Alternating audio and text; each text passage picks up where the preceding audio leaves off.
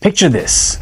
It's 1823, and we're in the uncharted wilderness of what is now known as South Dakota. The only sound you hear is the crushing of the leaves and the twigs under your heavy boots as you're walking, and whatever else is lurking in the shadows around you. This is the story of Hugh Glass, a trapper, a survivor, and a man who would soon face one of the most brutal tests of human endurance ever recorded. Now, Hugh was no stranger to danger. He knew this land like the back of his hand. He knew it was lurking in the brush and what was hiding behind the trees.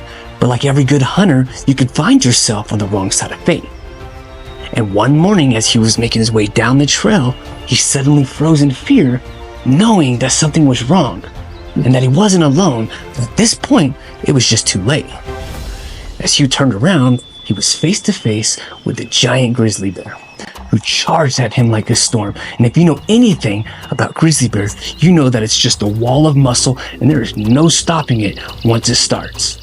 Glass barely had any time to raise his rifle before he could shoot. The bear had grabbed it, threw it on the floor, grabbed Hugh, slammed him down, and started ripping him apart. And she tore into him pretty bad with her razor-sharp claws and her razor-sharp teeth. Now you gotta imagine, when a grizzly bear bites you, it's 1,200 pounds per inch of pressure. So every time she bit him, she was breaking bones. Eventually, Glass was able to reach around, grab his knife, and start swinging it. Eventually, getting her in the neck where she stood up, she backed up, and then fell to the floor, and she was done for. But it wasn't over yet for Glass.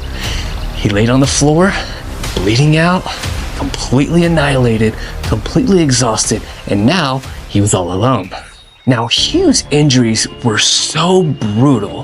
He had a broken leg, punctured throat, and his gashes were so severe that you could see the bones that were exposed through all of them.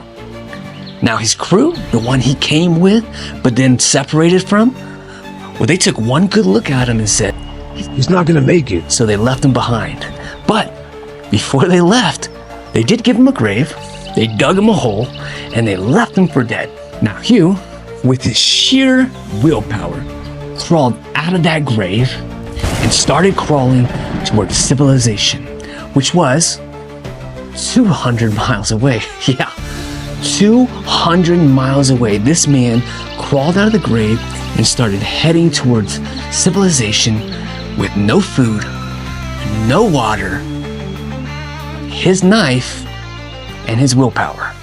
Picture this. He's dragging himself through the mud, through the dirt, the sharp rocks, the sticks, climbing over logs, all while doing it with a broken leg and wounds that are just completely open.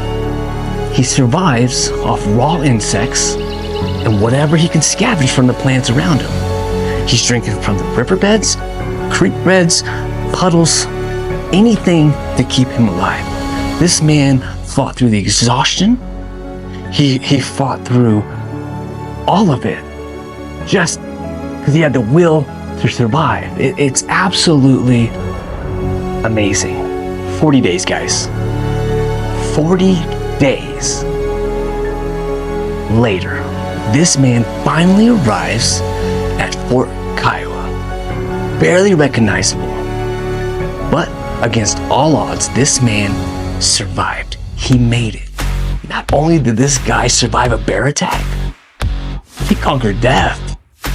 He crawled back to life, inch by brutal inch, till he made it. Like, this is the definition of where there's a will, there's a way. Now, if this story sounds familiar, it's because it is.